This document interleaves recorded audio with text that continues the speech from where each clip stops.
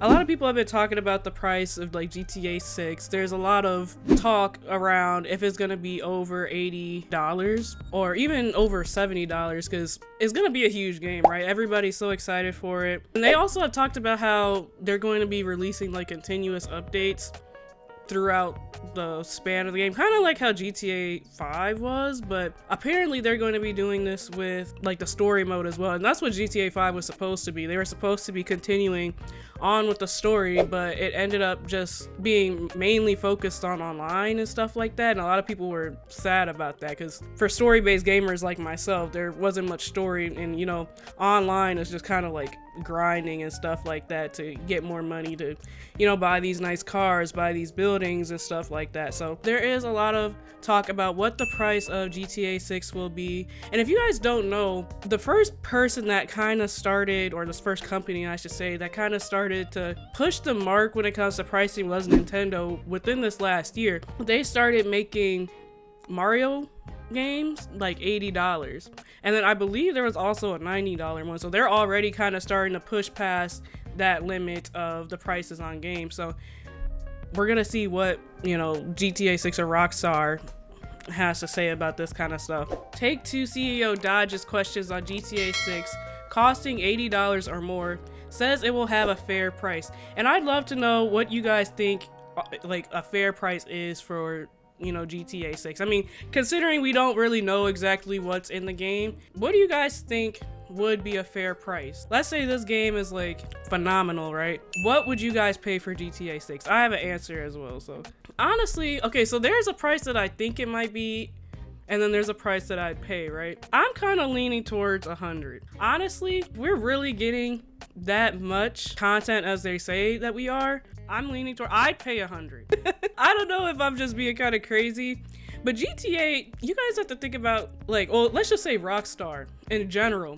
They make huge games. And so it's like, a lot of people are justifying it because they're thinking about like the hours that you're gonna put into the game. I wish I could pull up right now how many hours I put in GTA 5, just the story mode alone.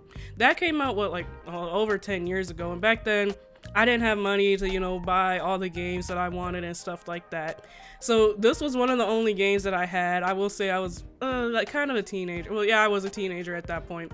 Didn't have many games, right? So when that game came out and I got the game, I don't think I got it right after launch. I think I got it like maybe a year after launch. I can't tell you guys how many times I've replayed that game because I didn't have nothing else to play, but it was still entertaining. All games should stick to $60. I mean, yeah, I agree, they should. Some games though, I feel like are worth more. They're probably gonna do $99.99 for real. They don't want to push it. I don't know, because I could see it being more money, but then I could see them being kind of humble, but then again, it's Rockstar. So let's see what this has to say. Take-Two CEO Strauss Zelnick has said that GTA 6 will have a fair price when the game releases in 2026. And that's another thing. Do you guys think it's gonna release on time? Because I heard it's gonna be some more delays. Following a question for Variety ahead of Take-Two's recent quarterly earnings report, the outlet asked Take-Two boss Strauss Zelnick about $80 games and what that means for GTA 6. According to Zelnick, that announcement will come from Rockstar Games, the developer behind GTA 6, in due time. Our goal always is to deliver more value than what we charge. So, and that's a good point, because like I said, these games, like the last few GTA games, even online, have been huge. Variable pricing at the company forever. As you know, the approach of the industry is to launch at a premium price, sometimes with special editions, and over time typically to reduce the price to enhance the overall size of the market. We do the very same thing. I think probably more than most, we are highly focused on making sure that the experience is great, not just because the game itself is great, but also because consumers have paid a fair price for it. To put it bluntly, Zelnick dodged the question pretty perfectly, diverting the question from the actual price point to the value of the customers. I mean, I don't think they're gonna release the price for a while. They've only released one trailer, and I feel like they usually do that like maybe a few months before they come out. For instance, like we're gonna be talking about Ghost of Yote a little later in the stream, but they just released the price for that, and that's coming out in like October. And also too, like the Xbox Ally, they just released the price for that, and that's coming out in a couple months as well. Will GTA 6 release at the $80 price point? frankly, I find it hard to believe that GTA 6 won't release at $80. Nintendo has already got the accolade for being the first publisher to make the plunge, like I was talking about earlier. And while Microsoft recently pulled back on their price increases, Take-Two won't miss out on another 14% increase, especially for the game like Grand Theft Auto. Will the other publishers follow to suit with $80 games after GTA 6? Oh my gosh, see, I'm already getting tongue-tied, y'all. Another common rumor floating around GTA 6 will launch at $100. While I don't think that would be the case, they'll almost certainly have an edition to tempt us. No, it's definitely going to be different editions that cost more. That's kind of expected though at this point, but we're talking about base game price isn't going to be $100, it's going to be $80. And that's another question too I wanted to touch on really quick. I guess it's kind of not as relevant considering that Nintendo already pushed past the boundary, but a lot of people were thinking like, okay, if GTA 6 releases at a certain price point, are now other games gonna follow and suit of that? And I don't think they should. I mean, hey, if it's gonna be a huge game that people are gonna love, okay, maybe.